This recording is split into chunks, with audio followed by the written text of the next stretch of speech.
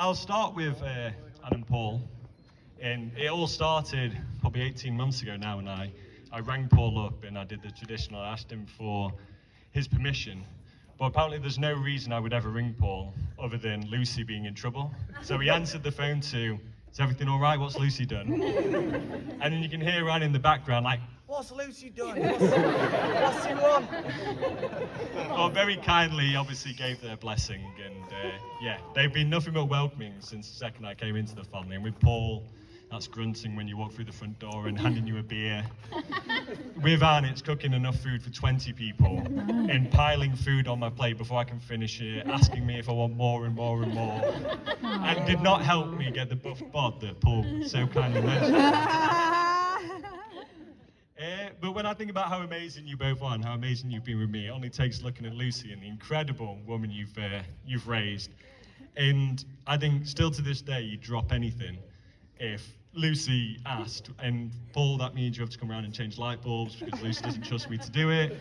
With Anne, it means you guys are constantly on the phone. Every day I come home, you're on the phone talking about something, and you really are best of friends. But yeah, we wouldn't be here today without either of you. And I don't just mean financially, of which you've been insanely generous, but I just mean throughout this whole process, you've been so supportive of everything we've done. And I think Lucy would have killed me a lot sooner if she hadn't had you guys to fall back on and to help us out with everything. So, considering they paid for it all, can everyone please raise a toast to Anne and Paul?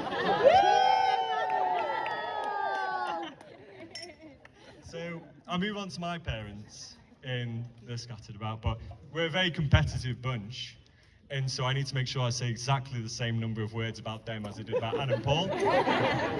And they're both accountants, so they'll be counting every word I mention. I always thought I had a great relationship with my parents, and neither one of them ran me off a go-kart track, so that continues to this day.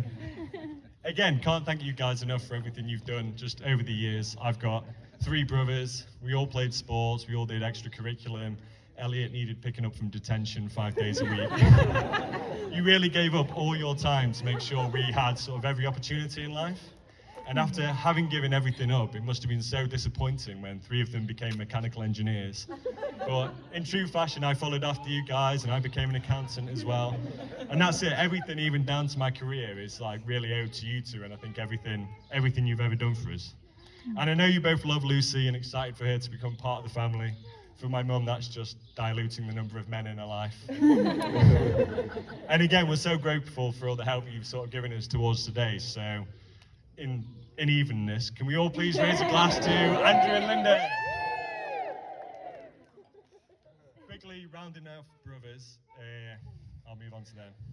And as I said, we're a very competitive bunch, and I wrote some funny things down here about what they're competitive about, but first one, there's John's sunburnt, but there's not been any sun, so that one didn't really work.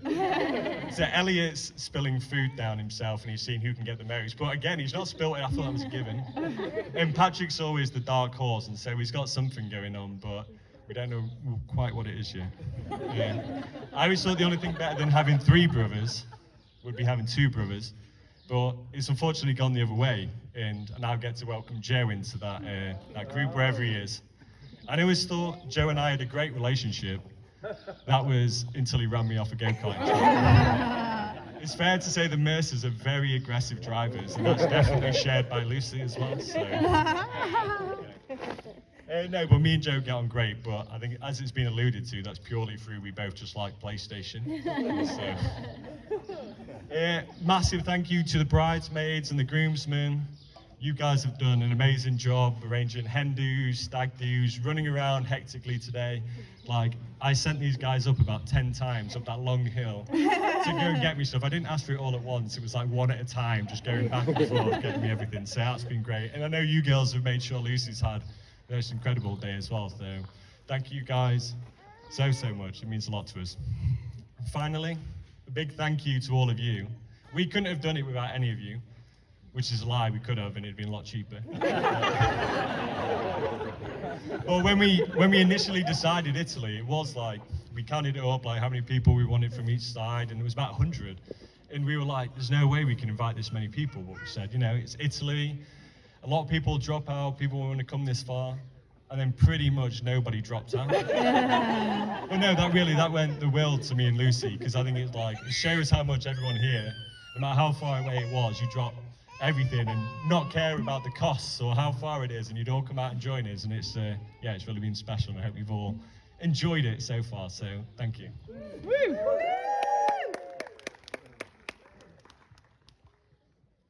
Finally, I guess I better speak about my new wife. Thought there'd be more cheering then. Before I started writing my speech, Lucy said to me, she said, "Can you please just try and say something nice?"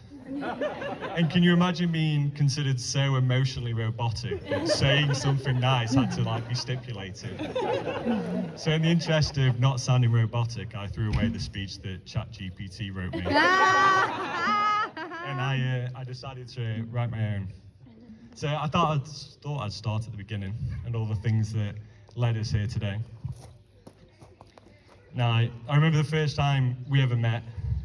It was I'd come downstairs and you were asleep / unconscious on my living room floor.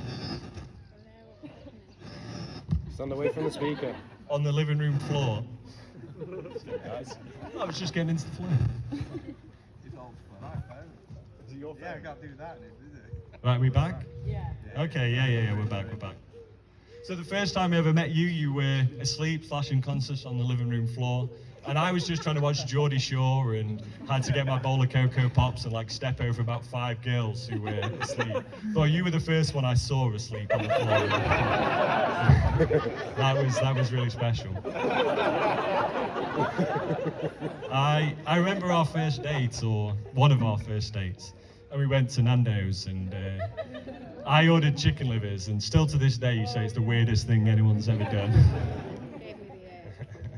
I remember our first holiday, and we didn't have a lot of money, and I'd surprised you with a trip to Paris, and we had this little one-room apartment that had a sofa bed, and I had to check with your friend Maisie whether you were the sort of girl who would accept having to sleep on a sofa bed. But considering how I first met you on a living room floor, there was no way. And on that same trip, it was the first time I ever said I love you, and we planned this really romantic boat trip down the River Seine, and we were in front of the Eiffel Tower. And it was all lit up, and I bottled it, and I didn't say anything. And then we got back to the sofa bed, and I think I mumbled, "I love you." And I think you said about time or something like that. So there's no "I love you" back at that point. I remember our first house, and our first dog, and hopefully our last dog. I remember the first time I asked you to marry me, although technically it was Alexa, but we've all heard that story, I'm sure, by now. And I remember all the firsts, and I don't think any of them were storybook. I don't think any of them were storybook romantic or sort of perfect days, but we laugh about every single one of them. And comedy has always come easy to me. And I think being emotionally open, not evident, but being emotionally open, not so much.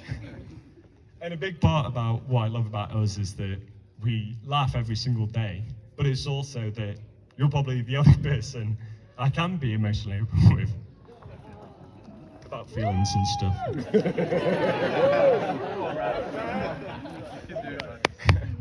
And I remember the first time we got married today. And I put today's actually been perfect. I mean, minus the rain and everything, but today has been perfect, considering all those other ones. And I look back at it, and I think it's only through sheer power of will of everything you managed to pull together. And I've sat back, literally, in amazement as you've pulled this whole thing together almost single-handedly. And it's reminded me sort of just how special you are, and you don't need me or anyone. There's nothing you can't do.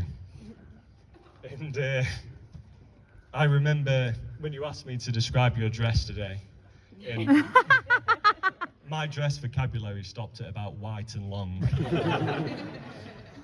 But I think even if I did have the words, I couldn't have described how unbelievably beautiful you look today.